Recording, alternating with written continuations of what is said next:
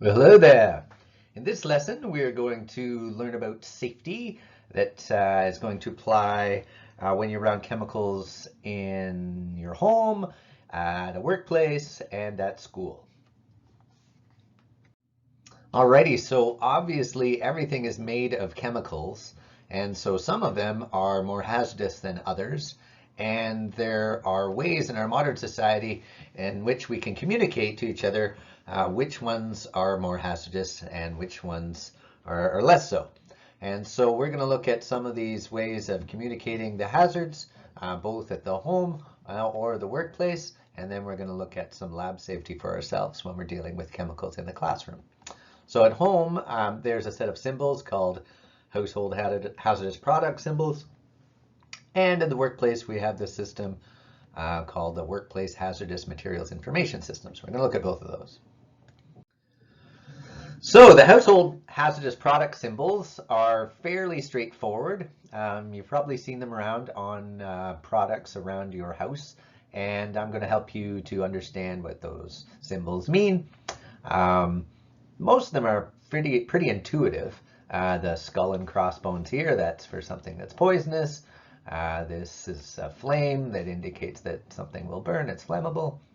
This is supposed to be something exploding, so that indicates that it could explode. And this one with the skeleton hand in the jar, that's to indicate that it's corrosive or can damage living tissue. So on this can of WD-40, you'll see that there's the flammable one, there's the exploding one, and there's the poison one. And then the second part of it is the shape of the symbol. So we've got two octagons and this triangle, this upside down triangle thing here. So the triangle is the lowest hazard warning. It's to say that something you should be cautious of. And then the octagon, the stop sign one, that's the one that you have to be the most aware of. And so that's the highest level of danger. And in between, sometimes you'll see this diamond-shaped one for a warning, a moderate level. The Workplace Hazardous Materials Information System has a set of symbols as well, but also includes a more extensive, what they call materials safety data sheet with all substances. So they give you a lot more information. If you're going to be working with chemicals, they'll tell you the hazard, like specific hazards, like what if you get it in your eyes or on your face or in your skin, or that sort of thing. They can tell you like long-term effects if you're exposed to it over long periods of time. And they give you all the first aid specifically for various items. And then right on the item, you'll have one of these set of symbols. And these symbols are a little more in-depth than the ones for the household products. Okay, so let's match up the symbols with the terms. So first we'll start off with flammable. So which of these do you think are flammable? Well, you got two options here. You got the flammable O and you got the flammable with just a line underneath it. So this guy here is the flammable one. We'll come back to the O shortly. All right, poisonous. Yeah, you guessed it. Skull and crossbones again. That's the poisonous one.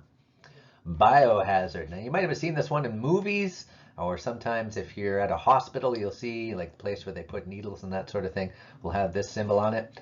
That's to indicate that there's something that's potentially like infectious that could be harmful to living things like viruses and bacteria in there. That's the biohazard one. Highly reactive. So the key part of that is the R for reactive, and that's this guy, highly reactive. Compressed gas. So if you look around at, say, a fire extinguisher in the area, you'll see it has this symbol on it, and that's because there's compressed gas in there. Toxic. Thankfully, this one makes sense. The one with the T. So toxic are substances that could be maybe not as poisonous in the short term, but they can cause problems long term. Corrosive, that's the one that will burn you again. So this one here where it's drop and making damage to a hand or a piece of metal. And the finally is this oxidizing material. So oxidizing materials don't burn themselves, but they help other things burn. So that's this guy here with the O. So there are a bunch of chemicals that don't burn themselves, but will help other things burn. So I guess the most common example is oxygen. So oxygen gas is in our atmosphere all the time. It doesn't burn, but it will help other things burn, like your campfire. All right, so around the lab, there's a few things that we want you to be aware of, and your teacher will remind you each time we do a lab activity which things are most important or that you should pay attention to in that particular activity. So we're going to have a look at a few of those things. But to start off with, everybody should be wearing a lab coat and goggles just as a base for any time you're in the lab. Of course, in grade 9, we're going to start off with simple things that aren't that hazardous, but as you go along, you want to have good habits so that no matter what you're handling, you're mindful of the safety. And then again, listen to the instructions from your teacher. There are hazards with anything that you do, and a good instructor will point them out. A few general rules, things that I've picked up since I've been around the labs, maybe a little more than you have. Some super obvious ones: don't put anything in your mouth. You don't know what it is. Even if it looks like a clear colorless liquid, it might not be water. And so the basic rule of thumb is don't put anything in your mouth that came from a lab or it was in the lab. If you have long hair, especially if you're going to be dealing with any flames, make sure you tie it up. This one is a good one that I have learned the hard way. Really, really hot glass looks just like cool glass, and so if you are heating up something in glass, make sure you take care of it until it cools back down. Otherwise, you might leave it in an area where someone else could unsuspectingly touch it. When you're going to mix acid with water, I don't know if we'll get to this year, but make sure you always add the acid, not the other way around, because it can release a lot of heat and cause burns or splashes. If you're going to use the Bunsen burner, which hopefully we'll get to, make sure that you do not leave it unattended. So if you start the flame, you should stay with it until it's time to turn it off, or turn it off yourself, or ask someone else to look after it. Pushing and running, this should go without saying. This is not okay in a lab setting. Really shouldn't be okay in any indoor classroom setting because injuries can happen that way. And if anything happens, make sure you tell your instructor or your teacher right away so that we can make sure that everybody gets taken care of. So a few things defined around your classroom to be aware of safety-wise are the emergency eye wash station. So somewhere in the classroom, either at the front or the back or the side, you'll find a sign that kind of looks like this, and usually a hose attached to sort of looks like a shower head that would splash water into your eyes to be able to wash something out if that happened to get in your eyes. There should be a fire extinguisher somewhere, so make sure you can locate that. A couple places there should be a big red button that shuts off the electricity and the gas automatically, depending on where you are. And occasionally, your classroom might be equipped with what's called a fume hood.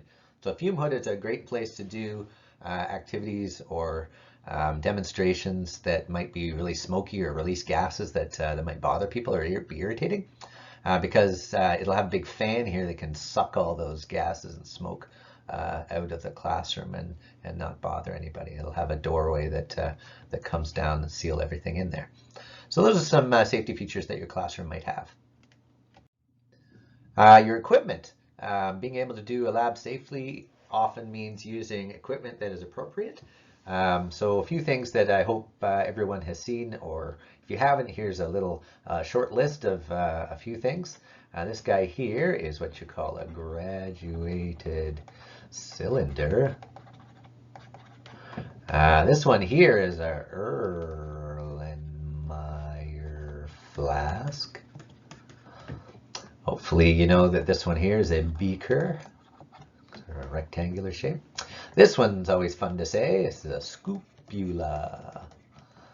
This one here, you probably won't use this here, but later on you will. It's a burette. And this one here is a electronic balance or scale. Okay, that's an introductory bunch of equipment. Any experiment that you do specifically, your teacher will show you what you're going to be using in that activity. All right, finally, let's see if we can find some dangerous stuff going on in this lab room. My goodness, everything's dangerous. Got this guy leaning against his laser that's on, not paying attention. Of course, both of them are drinking in the classroom. That's no good. This guy's drinking out of an Erlenmeyer flask. This guy looks like he's doing some mouth pipetting, which we will have a look at later on. Some sort of gas being emitted here. That's no good.